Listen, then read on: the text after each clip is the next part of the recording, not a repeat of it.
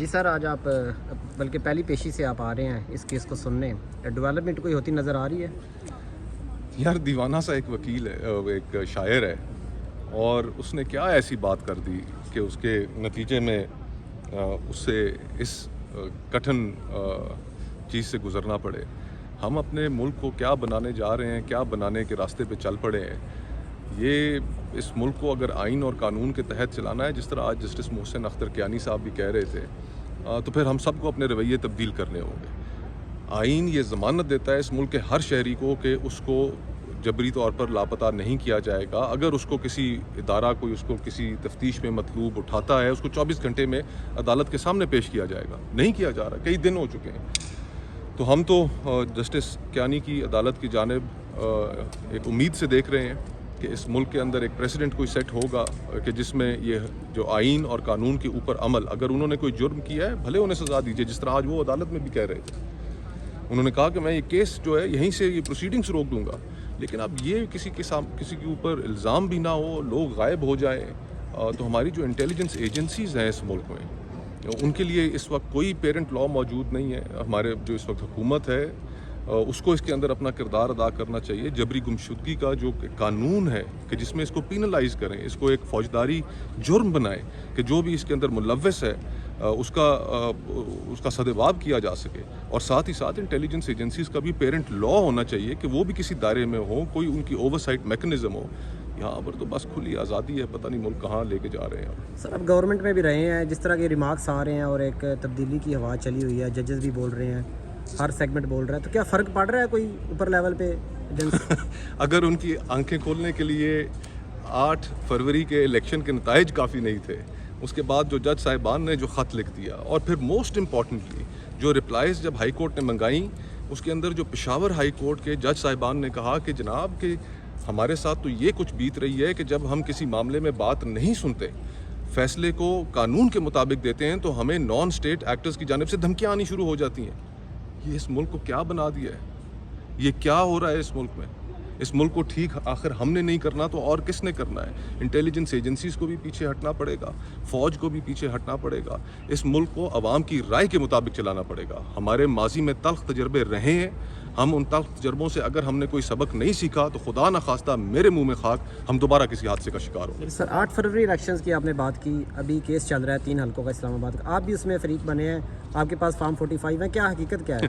میں فریق نہیں بنا، مجھے عدالت نے نوٹس دیا اور کہ آپ آ کر اپنا ورژن بھی یہاں پر بتائیں۔ میری طرف سے چودھری فیصل فرید صاحب میرے وکیل ہیں، وہ آج وہاں پر پیش ہوئے تھے، اور میں نے یہی وہاں پر استدعا کی اپنے وکیل کے ذریعے کہ عدالت مجھے جب بھی بلائے گی میں اپنے فارم 45 کا دتھا لے کر آ جاؤں گا۔ میں نے یہ بھی سنا کہ عدالت عالیہ نے یہ بھی کہا، ٹریبیونل نے، کہ جو امیدواران ہیں اور تمام لوگ جو اس سے جڑے ہوئے تھے ان سے حلف بھی میں لوں گا۔ جج صاحب نے یہ کہا، تو میں حلف دینے کے لیے انشاءاللہ تعالیٰ تیار ہوں۔ کوئی چیز چھپانے کے لیے نہیں، یہ ساری دنیا کے سامنے سر عام آپ نے لوگوں کے مینڈیٹ پر، اسلام آباد کے لوگوں کے مینڈیٹ کے اوپر آپ نے ڈاکہ مارا۔ میں بلا شبہ وہ الیکشن ہار گیا، میں اپنی شکست کو تسلیم کرتا ہوں۔ جمہوریت یہی ہے کہ آپ لوگوں کی رائے کو تسلیم کریں۔ میں لوگوں کی رائے کو، اسلام آباد کی لوگوں کی رائے کو تسلیم کرتا ہوں، اور جہاں پر 2 نمبری ہوئی ہے اس کو اگر ایکسپوز کرنے میں میرا کوئی کردار ہے تو میں اس کردار کو ادا کروں گا۔ آپ کے فارم 45 کے مطابق کون جیتا اور کتنا علی مارجن؟ بخاری اور شعیب شاہین۔ کتنا مارجن ہے سر؟ مارجن ہزاروں ووٹوں کا ہے، وہ تو ساری چیزیں آن ریکارڈ کا یہ جو حصہ ہے۔ کیس چل رہا ہے، اس کیس کے ریمارکس اور ساری ہیئرنگز آپ نے سنی، آپ کو کوئی لگتا ہے کہ کوئی ایگزامپل سیٹ ہونے جا رہی ہے؟ دیکھیں، ایگزامپل تو سیٹ ہو جائے گی، امید ہم یہی کرتے ہیں۔ سب سے پہلی امید تو یہی ہے کہ احمد فرحات صاحب جو ہیں ان کی برآمدگی ہو، وہ منظر عام پر آئیں، ان کی فیملی، ان کی اہلیہ، ان کے بچے، ان کے رشتہ دار بڑے پریشان ہیں۔ دوسری بات یہ ہے کہ ان ساری چیزوں میں ہم بہت شکر گزار ہیں عدالت عالیہ کے کہ وہ اس معاملے کو بڑے ٹھیک طریقے سے پرسو کر رہے ہیں، لیکن ایک ذمہ داری سیاستدانوں کی بھی ہے۔ سیاستدانوں کی ذمہ داری یہ ہے کہ جب وہ اپوزیشن میں ہوتے ہیں تو مسنگ پرسنس کے کیمپس میں جاتے ہیں، حکومت میں آتے ہیں تو وہ بھول جاتے ہیں۔ مریم نواز صاحبہ، ان کی آپ کو تصویریں یاد ہوں گی کہ جب وہ مسنگ پرسنس کے کیمپ میں گئی۔ اسی طرح شہباز شریف صاحب نے بھی اظہار یکجہتی کیا ہوگا۔ اب آپ حکومت میں قانون سازی کیجئے، انٹیلیجنس ایجنسیز کے لیے پیرنٹ لا بنائیے، ایک اوورسائٹ میکنزم ہونا چاہیے، ملک کسی ضابطے کے تحت چلے۔ ہم چاہتے ہیں کہ ملک ہمارا ترقی کرے، ایسے ملک ترقی نہیں کرے گا جس ملک کے دارالخلافے میں سے لوگ اغوا ہو رہے ہوں، آپ کہتے ہیں اس ملک میں آ کے انویسٹمنٹ کرو۔ آپ اپنے ملک کے شہریوں کو اس چیز پہ قائل نہیں کر سکتے کہ 11 ارب ڈالر کی انویسٹمنٹ جو جا کر دی پاکستانیوں نے دبئی میں، ان کو آپ قائل نہیں کر سکتے کہ اپنے پیسے واپس لائیں، اس ملک کے اندر اپنا پیسہ رکھیں. تو دنیا سے آپ کون لوگ لے کر آئیں گے؟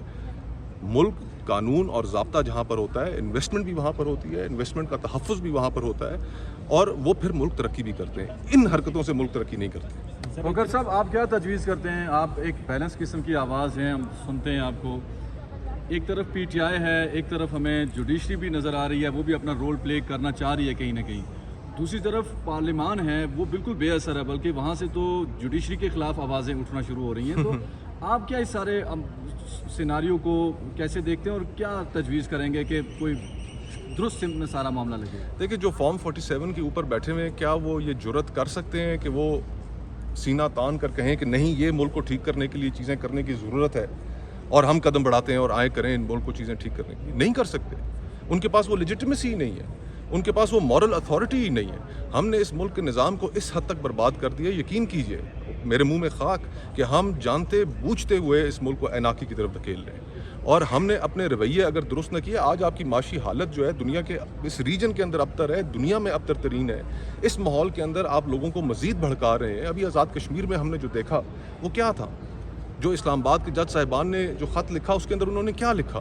ہر جگہ اس ملک کے اندر لوگ، ہم سیاستدان ہیں، لوگوں سے رابطہ ہمارا ہوتا ہے. یقین مانیے کہ ہم میڈیا کے اوپر وہ احساسات لوگوں کے جو ہم سے گفتگو کے دوران وہ کرتے ہیں، ہم وہ بیان نہیں کر سکتے کہ لوگوں کے اندر اس وقت جو لاوا ہے وہ کتنا ابل رہا ہے، کہ معاشرے کا ٹیمپریچر کتنا اوپر جا رہا ہے. آپ ملک کے جس حصے میں چلے جائیں، آپ کسی آدمی سے بات کریں، چاہے وہ ٹھیلے والا ہو، چاہے وہ دکاندار ہو، چاہے وہ بزنس مین ہو، ایک ہی بات کر رہے ہیں لوگ.